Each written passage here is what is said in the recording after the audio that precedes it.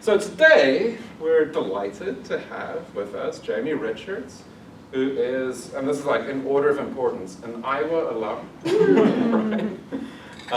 who went on to earn a PhD at the University of Oregon, but we believe great formation was in the MFALT at Iowa. She's our current translator in residence. She's an award-winning translator, mainly from Italian, also from Spanish. And she's translated fiction writers like Viola Di Grado and Ermanno Cavazzoni and Giaba Chego. But I guess more pertinently for today is a translator of over 40 comics and graphic novels. So her talk today is entitled Square Peg Round Hole. Please give me a round of applause. Thank you. I'm actually going to toggle a little bit between comics and literary translation, perfect. right? Thinking about the audience. So yeah, I thought a lot about how to present my translation work and what to talk about, and I translate widely and promiscuously and primarily on commission at this point, but also projects of my own initiative. And but my most significant sort of vein of work or body of work in the last decade has been in bringing more Italian comics to English-speaking audiences.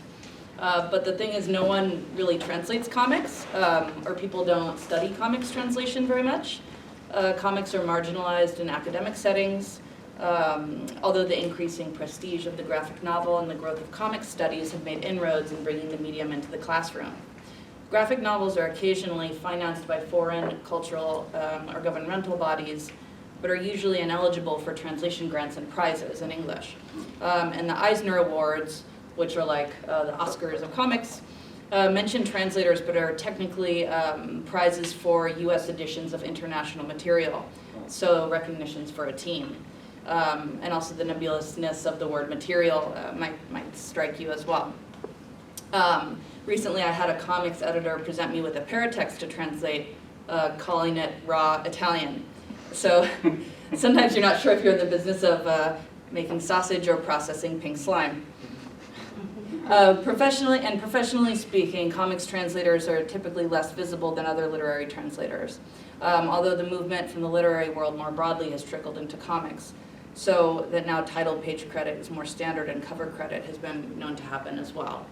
So to hazard a rough taxonomy of the field, many comics translators come to it through fandom, and may have made connections that way through comics conventions or working in comics publishing or being cartoonists themselves. That is not me. I come out of a literature background and found my way into comics through what are generally and often erroneously referred to as graphic novels. So I prefer to use the blanket term comics, but have also come around to seeing the utility of graphic novels, but I don't need to get into that too much. But there's no really set path, right, on how to start translating comics. And while most translators will try their hand at prose or poetry or nonfiction, no matter what they specialize in, a translator can very easily spend an entire career without touching comics at all. So I wanted to think about some ways that comics translation can work as a heuristic device for approaching literary translation more generally, and also the futility, right, of the whole enterprise. So a small starting point is the reminder that comics are a medium and not a genre. So this is just a rough anatomy of what a comic looks like, right? They can be short, long, funny, serious.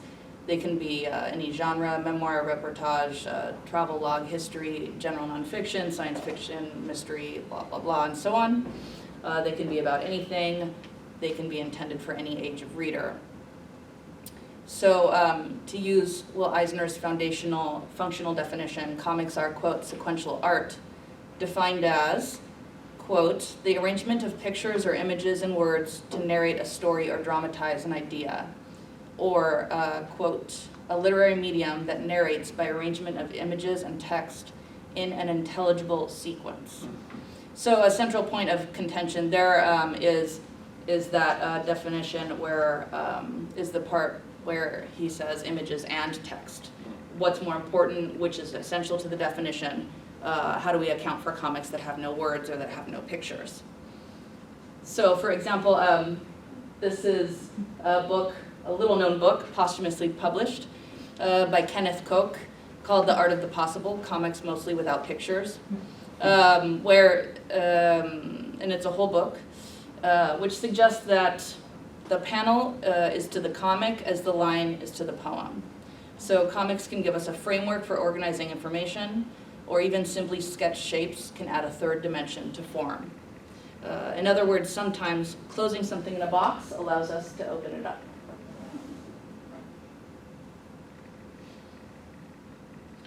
So if you think of the idea of comics as a constraint, you often think of fit, right? Fitting dialogue into speech balloons, fitting text captions into text boxes. And this can be an issue and varies between languages. Generally speaking, I try to approximate the length of a caption or a dialogue, occasionally doing character counts or writing out the source text line. So, and the problem of fit can come up in English, in particular with questions, because interrogative syntax in English often requires much longer formulations compared to other languages, where a question might be indicated simply by tone and punctuation.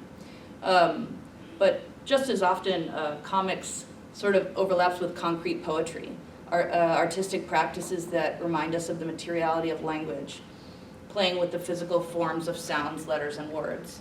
So this is a page from a contemporary comic that I have translated but remains unpublished, which reminds me of futurist Words and Freedom, right? And this is also a panel from Davide Rabiati's book Spit 3 Times. And you can see the way that the words are exceeding the speech balloons. So where form mimics content, the translator has to think of the shape and the length of words, placement, and line breaks.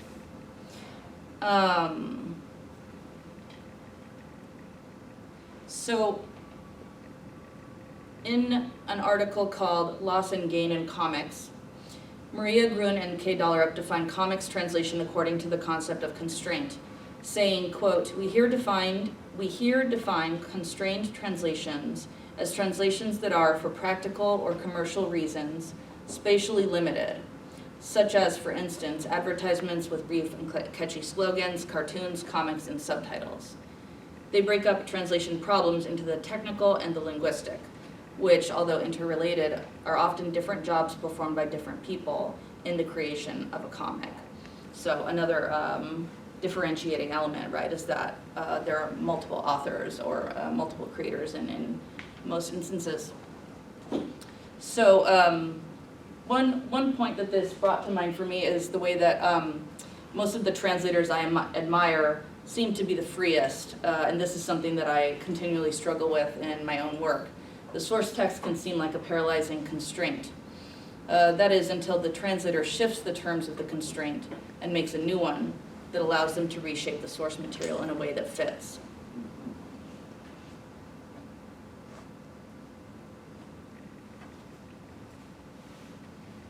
So you may be familiar with Raymond Queneau's Exercises in Style, which I know primarily through Barbara Wright's translation, and which I consider to be a paradigmatic text for all translation. And this is a graphic version by Matt Madden called 99 Ways to Tell a Story, Exercises in Style, which again takes the same narrative kernel and rewrites it according to all these different styles, concepts, and genres. And this idea, I think, goes back to Borges, who writes in the Homeric versions, quote, to assume that every recombination of elements is necessarily inferior to its original form is to assume that draft 9 is necessarily inferior to draft H, for there can be only drafts. The concept of the definitive text corresponds only to religion or exhaustion. And this is a similar conceit in the very first comics that I translated that got me into this whole mess. A comic strip that I happened upon randomly called Baudelaire, The Metaphysical Ostrich, which is a very playful comic about language and about comics themselves. And here we see the way in which generic constraints shape our reading of what is identical text.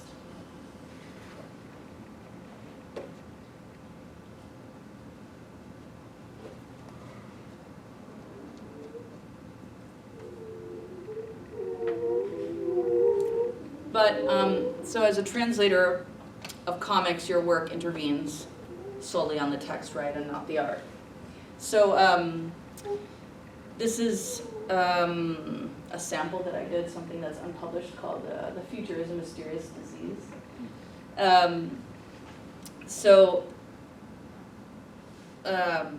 Most of the time, translators obviously are not involved in the production side. So you produce something that's called a script, which might look something like this. And these are some other examples. With a very small group of comics translators, we all realized amongst ourselves that we are all doing totally different things. And so these are not mine, but the script can be messier or neater, right? Something in between. Sometimes even a publisher will ask you to put a translation in Excel, which no one does voluntarily. The term script is an interesting one, right? As it suggests not only written text, but also something that is meant to be performed, carried out, or completed. Not a work in its definitive iteration, but an antecedent, a blueprint, a guide, something for the realization of something yet to come.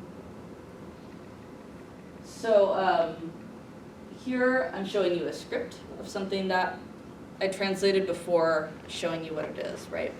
This is the beginning of a book called My Badly Drawn Life, La mia vita disegnata male, by Gippi, who is a major Italian cartoonist with many books to his name, and a few of which I've translated. And he writes these very complex books that have earned him the distinction of being one of the only graphic novelists to be nominated for the Strega Prize, which is usually reserved for prose fiction. So this book, originally published in 2008, and then in English last year, is a digressive coming-of-age memoir dealing with sexuality, drug use, and depression, and it alternates between memory and fantasy. So this is how it begins, and this is how I laid it out. And then this is what it looks like. I included the Italian and the English. And then, you know, there's always this aspect too where usually a source graphic novel will be handwritten, and very often the translation will be in a font that replicates handwriting but is a font. So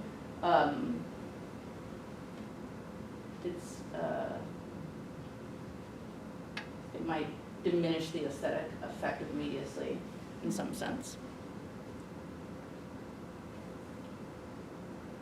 So, you know, and here the free-form nature of the text wasn't so constraining in terms of fit, but more in terms of poetic concision. So, especially with blind eyes and deaf ears, and also, so he's going through this kind of crisis, and he remembers all these things, and then he describes a bad trip.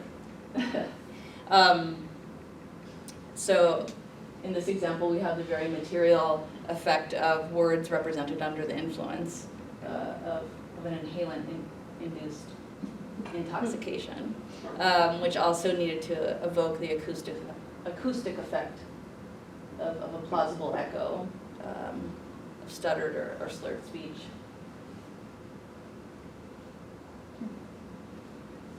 And then this is a different kind of example from a book called Celestia by Manuele Fior, another prominent cartoonist, and I've done a few of his books. And he uses watercolor a lot, so he has a very different style that's drawing on European artistic traditions.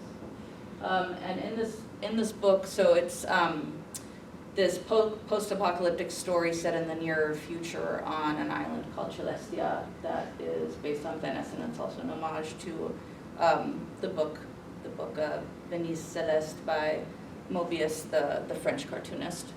And the main characters are a group of telepaths, and particularly the protagonists here, Dora and Pierrot. Pierrot often speaks in verse-like enigmas, so the text in this poem is an omen that he states at the beginning and then appears later on when the omen is actualized. And it's sort of unusual to come across, it's not impossible, right? But it's unusual to come across poetry in a comic. And Fiore described it when I asked him about what to do with this a little bit, that he intended it as a kind of surrealist automatic writing. But in this sense, it's not quite something so nonsensical. It's evocative of the unconscious, but it's still very metrically and rhythmically regular. So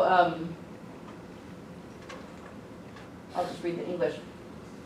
When darkness falls on the streets, vampires creep toward the bed, choke you against the oak. At the hour when the air is still, pinned against a marble wall, a weight on the tightrope of time, a voice cries out from the depths. But I don't notice the end, rise from the water up to my veins, to take you away, last beautiful thing, sweet starling. Not a word on the dead, I stay, lest the silence help him along. So here's what it looks like in the text.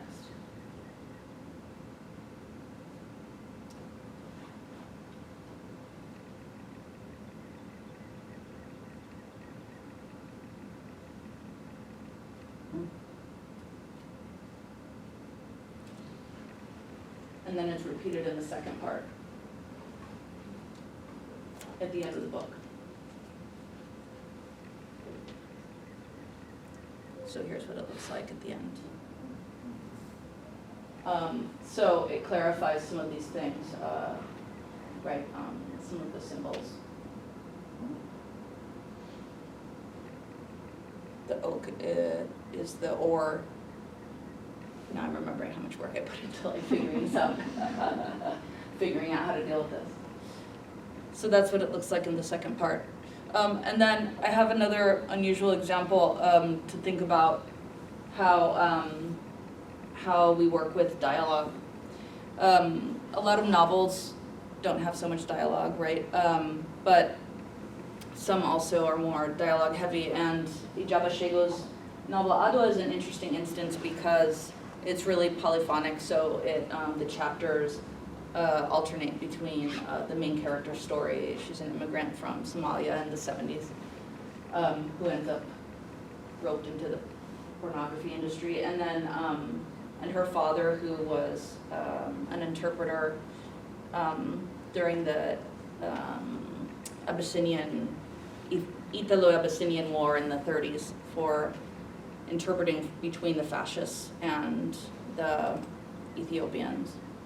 So in between their two voices, there are these chapters called Talking To, that I call Talking To. The Italian is paternale, which is kind of like, you can hear the word father in there, so it's kind of like a scolding. It's like a word for a reprimand. Upbraiding, something like that. And, but Talking To sort of emphasizes the dialogue between them. It's never really made clear if these are projections or memories. So I took this example where it's only his voice. Adwa, go apologize to your sister right now. Who taught you to be so wild? Is it your desk mate teaching you these things? Starting tomorrow, you won't speak another word to her. Who knows what she put in your head? You're like your mother, Asha. You trust everyone around you. The world is cruel, Adwa. You shouldn't trust anyone. Now be off. I believe I made myself clear. And then I made this experiment, which is like a really low-tech version of me trying to make this into kind of a graphic adaptation. But thinking about the way that the work of formatting and lettering dialogue makes us think about the tone of an utterance and visualizing textual dialogue as human speech. So these are just like standard fonts that I was playing with. It's nothing sophisticated, but right, like cursive fonts are going to appear elegant, suggesting actual handwriting or letters, or it could even be archaizing, given how little today people write in longhand. Something too round would be silly. Serifs suggest print, and things like this.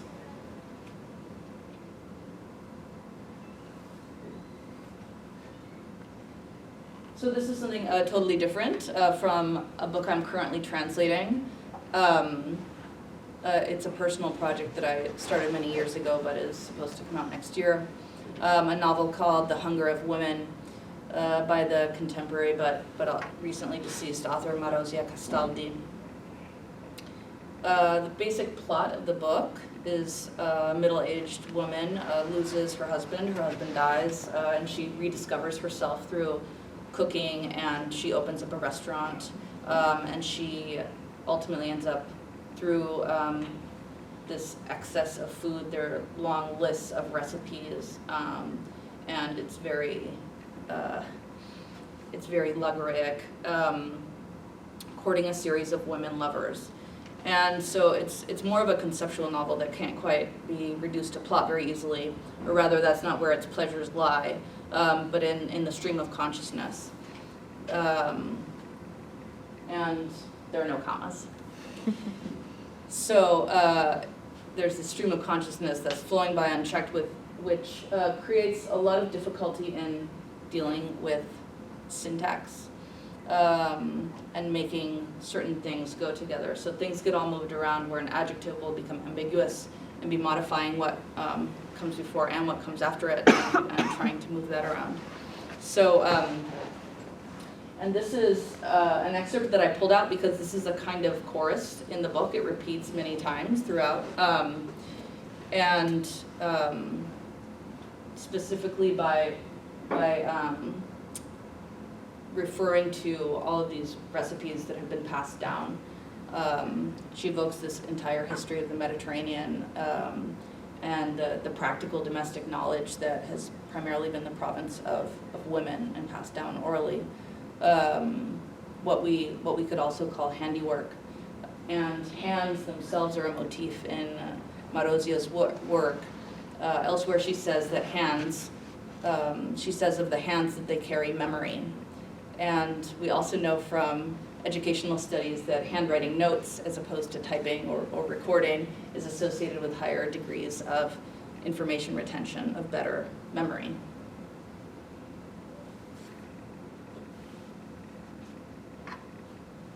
This is a sort of analogous example that's not from my work, but that I really love, from Michael Moore's writing about his translation of The Betrothed, which is a 19th century Italian classic that was sort of neglected and suffered under poor translations. And this is a 700-page novel, which Michael decided to translate, do his first draft longhand. And of this process he writes, quote, "There is something tactile, even sensual, in the swirling motion of the pen across a line, the slender trail of ink that it leaves in its wake, the liquid ink drying before your eyes. Whether the quality of the writing is good or not, it always looks beautiful.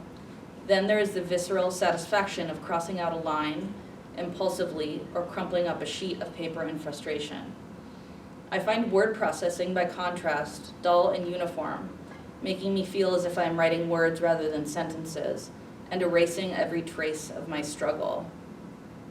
So I don't usually do work in longhand, but I thought I'd write it out and see what it looked like. And it takes longer now to write by hand than to type. So it makes you sort of pause and think and work really differently. So I'll read this now, which is probably has become illegible, right, in my handwriting.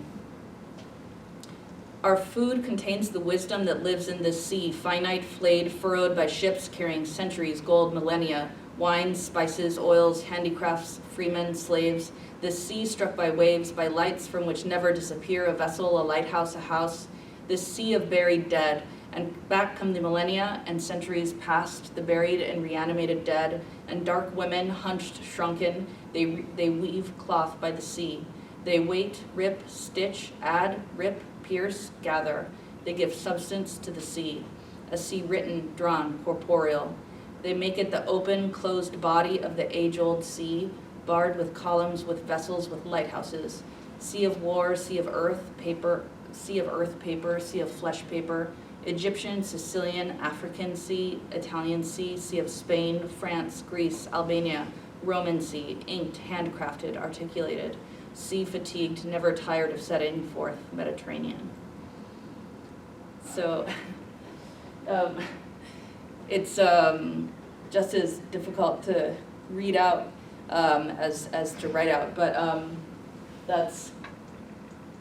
it sort of brings you back, both the writing and the reading, to the performative energy of the body that's suggested by the figural nature of comics.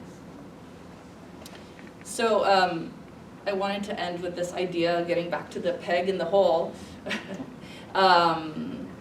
So there's this idea that I like, and I've alluded here a little bit to the Oulipo. Rachel Galvin, who is one of the founders of a group called the Outranspo, based on the French Oulipo, has written that, quote, translation is fundamentally more Oulipin than has been recognized. And also, quote, to translate is always to write under constraints. So what I want to suggest is that a formal parameter is really a constraint, and that those constraints, in providing the limits of what we are to do when we translate, can paradoxically be liberating. They suggest what we can do and must do, whether that be to write in rhymes or keep a certain character count to fit in a given space. With comics, it answers the question, what can I do with this foreign textual material, this physical material space where it will go, and the English language? Comics is not only a medium, but a frame of mind that allows us to envision the possible. As such, it is paradigmatic of the performative element latent in all translation. By drawing it out, it can help us bring our work new dimensions. To quote Dante on the ancient problem of squaring the circle in Dorothy Sayers and Reynolds' translation, as the geometer his mind applies to square the circle, nor for all his wit finds the right formula, however he tries. Thank you.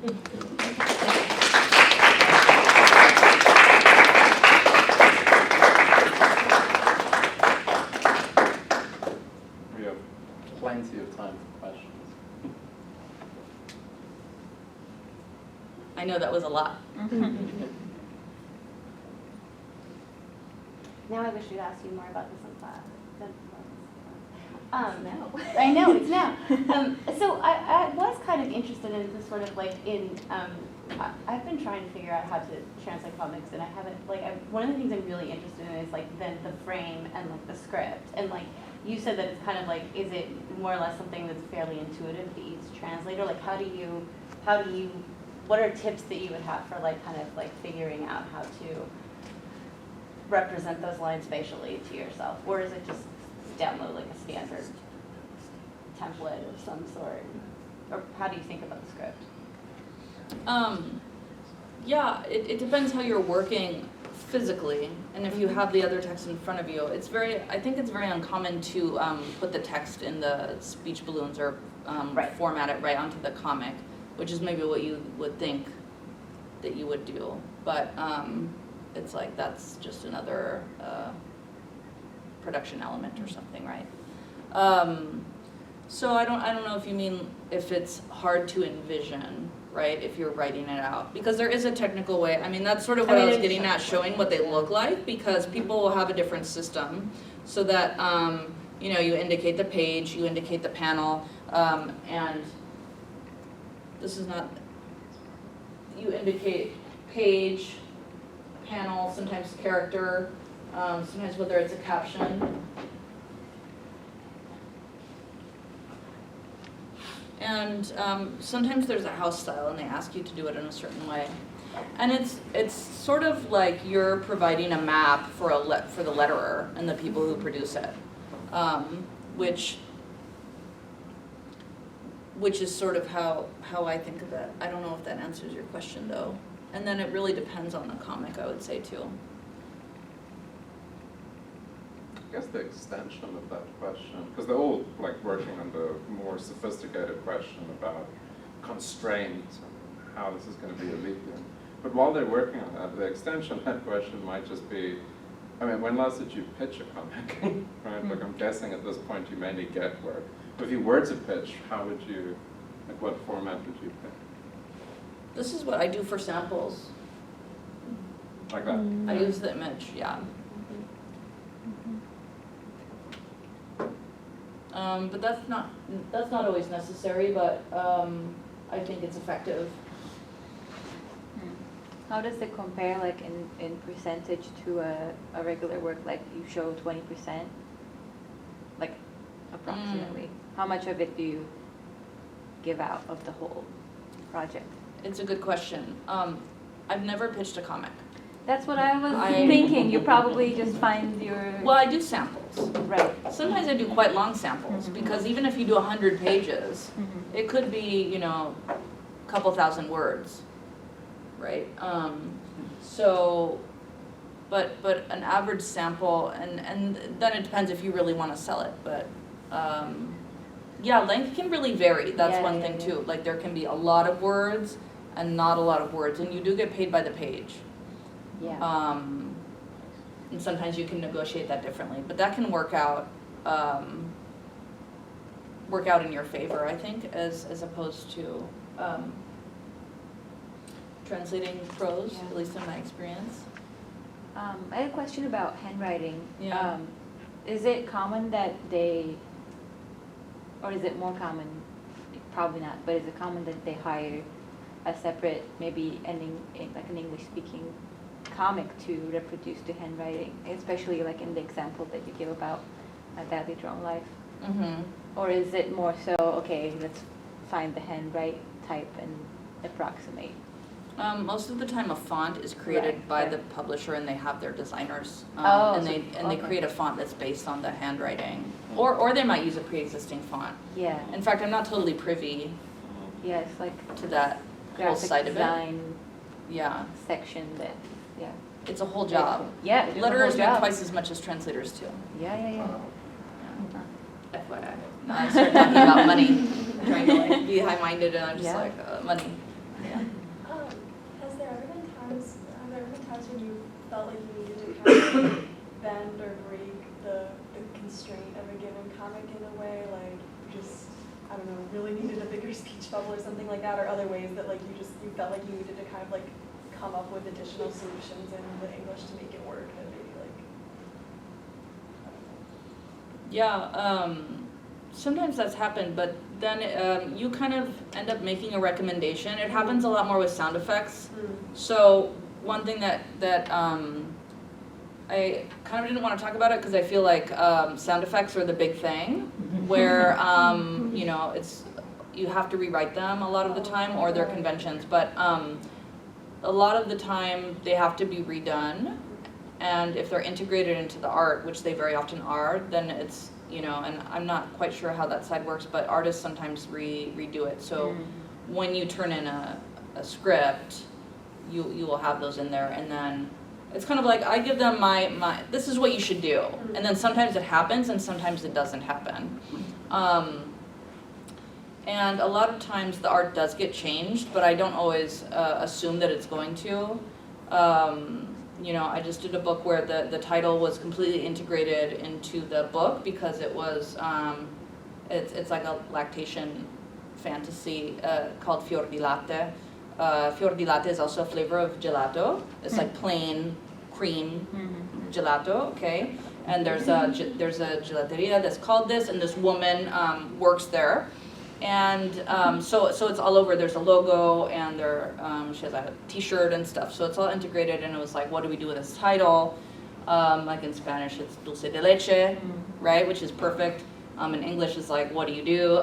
So it ended up being Milky Way, but this was not my idea. This was the cartoonist's idea. They came up with it. He redid the parts where you needed to redo the art, and that's what happened.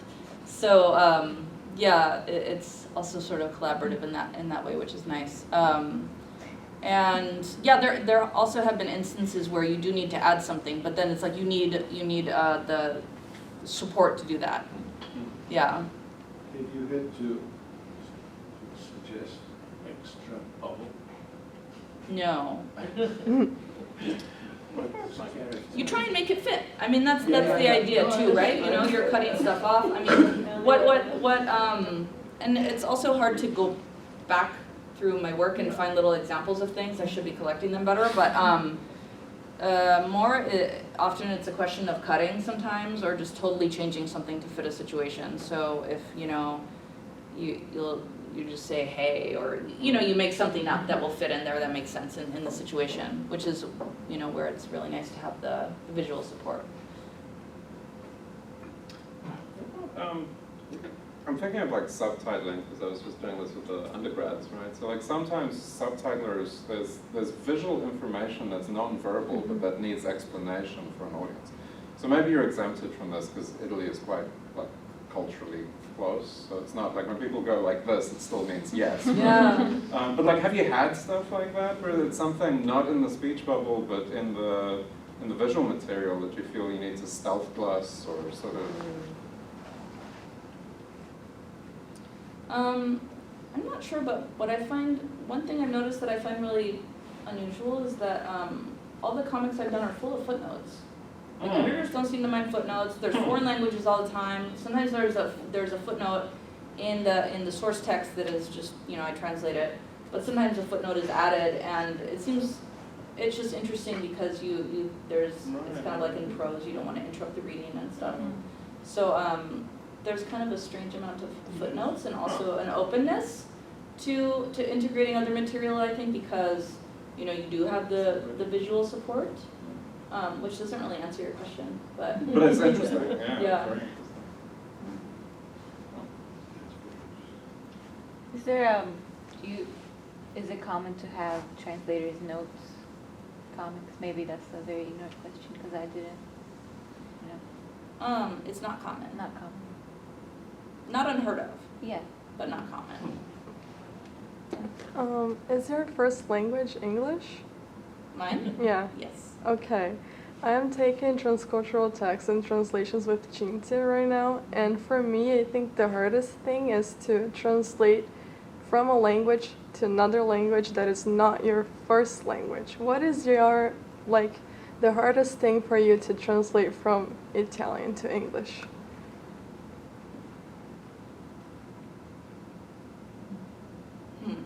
And those are two kind of different things, right? Mhm. Like one is translating into another language. Translating into Italian is difficult for me, but not impossible.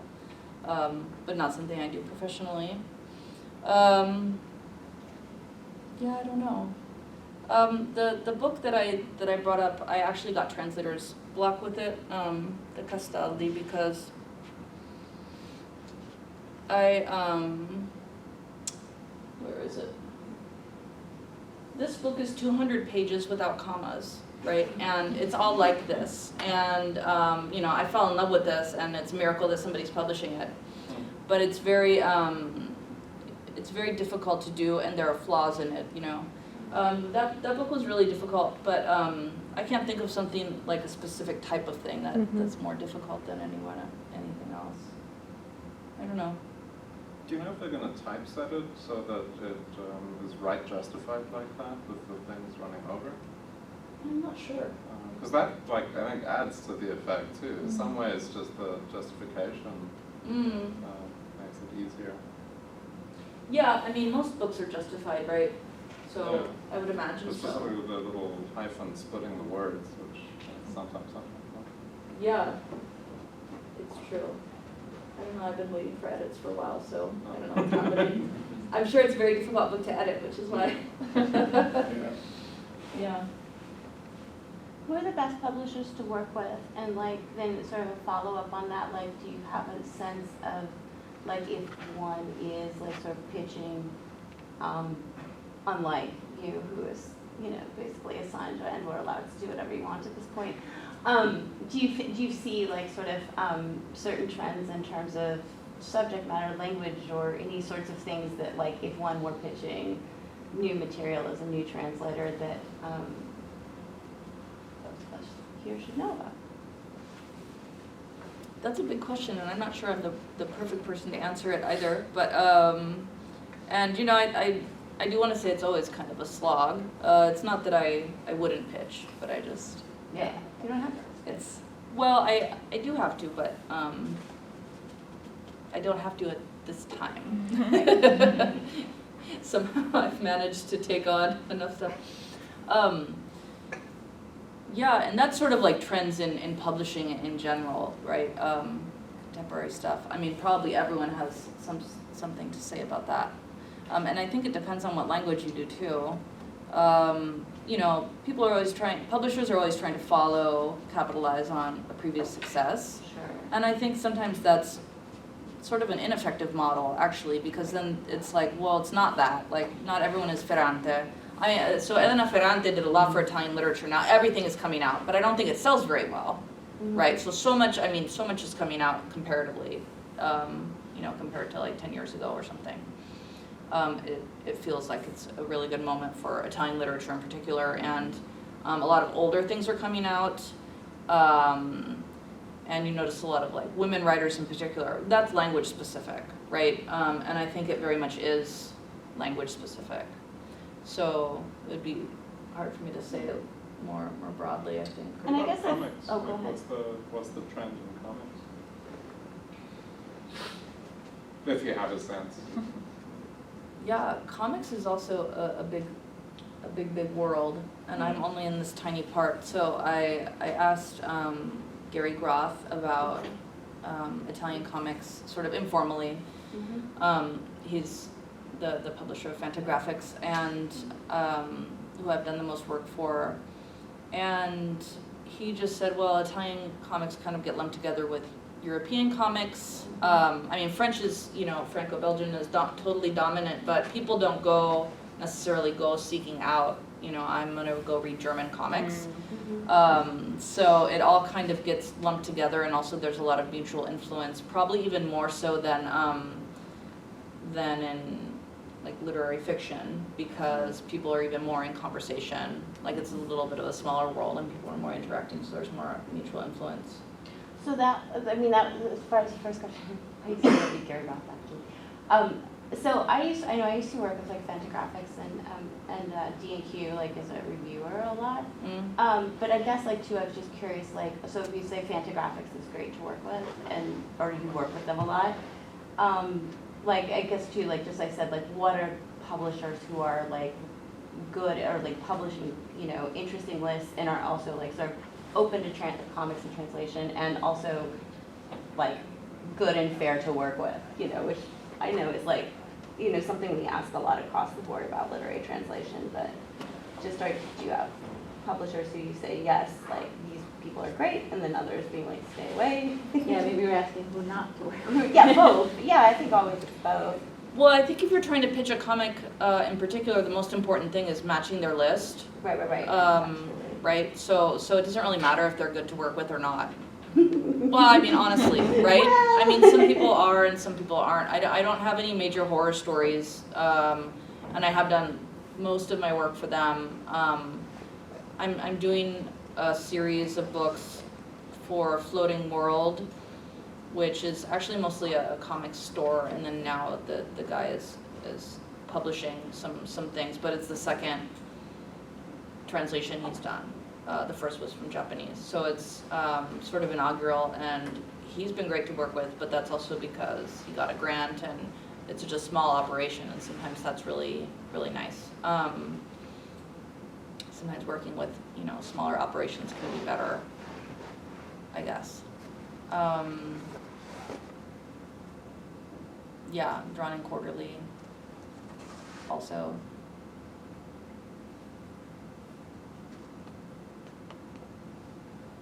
Yeah, I don't know. So your examples were all extremely interesting as behooves a talk to one's alma mater. I'm wondering how, on a for somebody who really knows very little, or what, let's just be honest, nothing about the comics scene, how far is this, like, how does this compare to the bulk of the comics readers'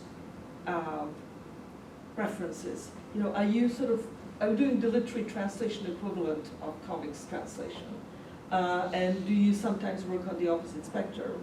And I guess in conjunction with that, when you said floating world, I was thinking, surely the problem of translating from languages that are not alphabetical must present a whole different set of issues which you are not at all obliged to opine on, but I'm wondering, you must have given this some thought as well, how one deals with character-based comics and, you know, where the line between writing and drawing is distributed completely differently. I mean, also manga are published right to left for the most part, so they're still in the same order and things. But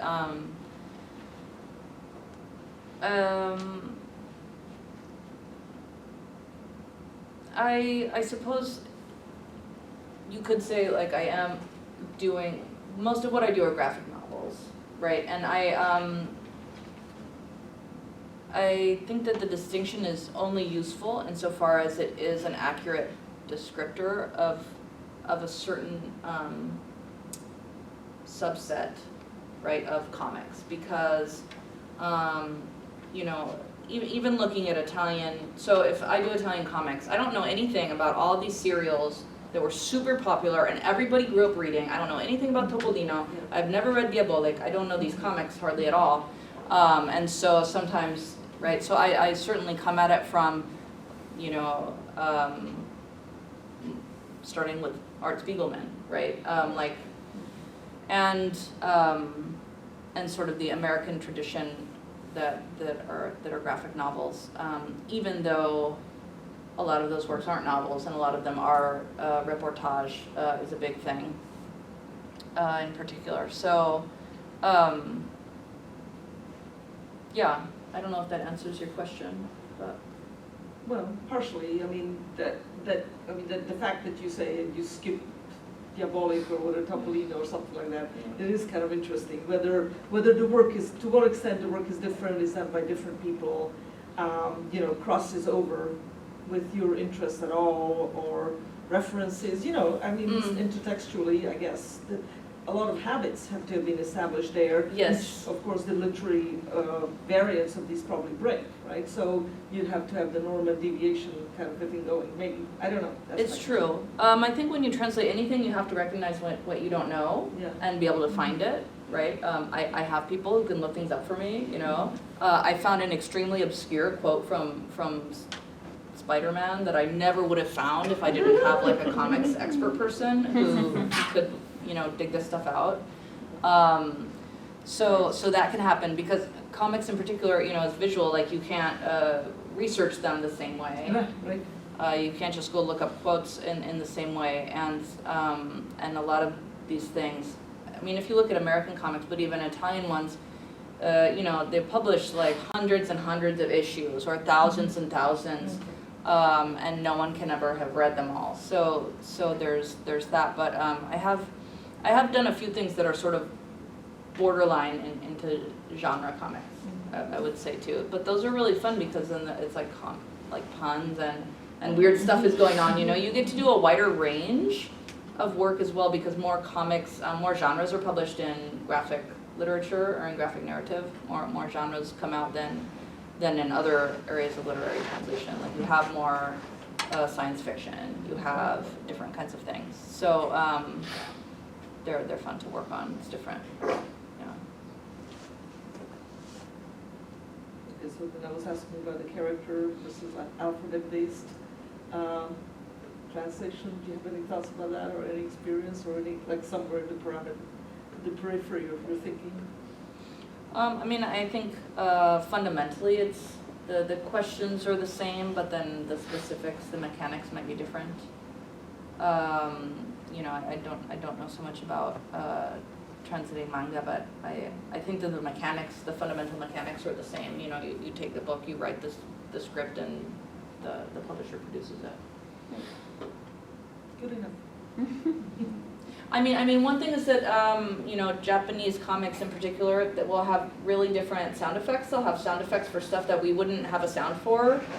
I can't think of an example, but, you know, I've heard people talk about this where it's like, well, we don't have a sound for, you know, opening a bottle of water. I don't know, you probably, if you're thinking of something, you can say it.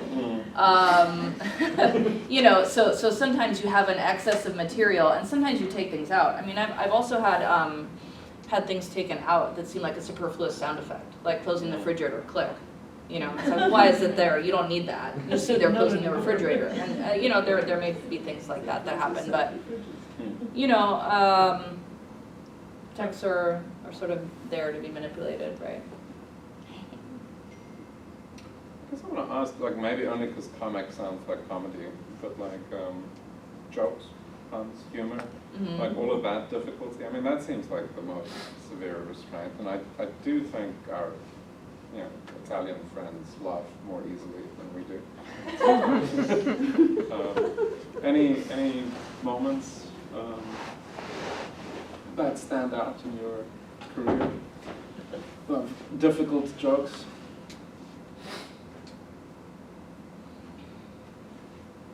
Or is it maybe more so in fiction, like that you have?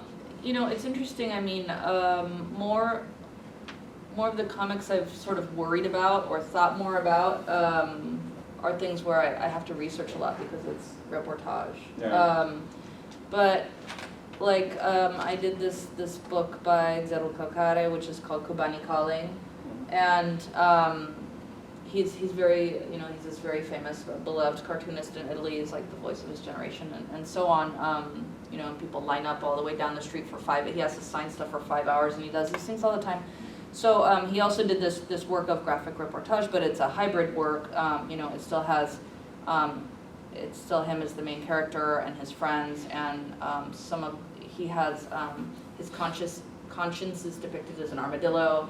His mom is is it a chicken or something from the Robin Hood? You know, they're the anthropomorphic characters. You know, it still has some of the same conceits that are throughout his work, and I mean there are a ton of jokes and puns in there. And then, yeah, I mean you change them completely, right? Yeah, and I almost don't see it as a constraint either, right? Like it's sort of a translation problem, or I mean it's no more a constraint than anything else. Yeah.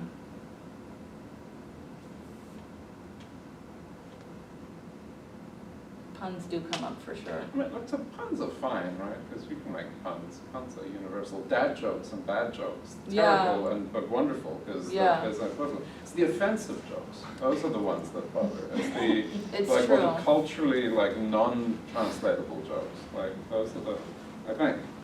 It's true. That's tricky. I did this book, and now I haven't looked at it recently, so I'm not going to remember. It's called Joe Galaxy, and it's actually strips, and they're from the 70s by Massimo Mattioli, who also did Squeak the Mouse, which is the one, what is it in the Simpsons with the cat and mouse? They're based on this. The Squeak the Mouse is a wordless comic with the cat and mouse.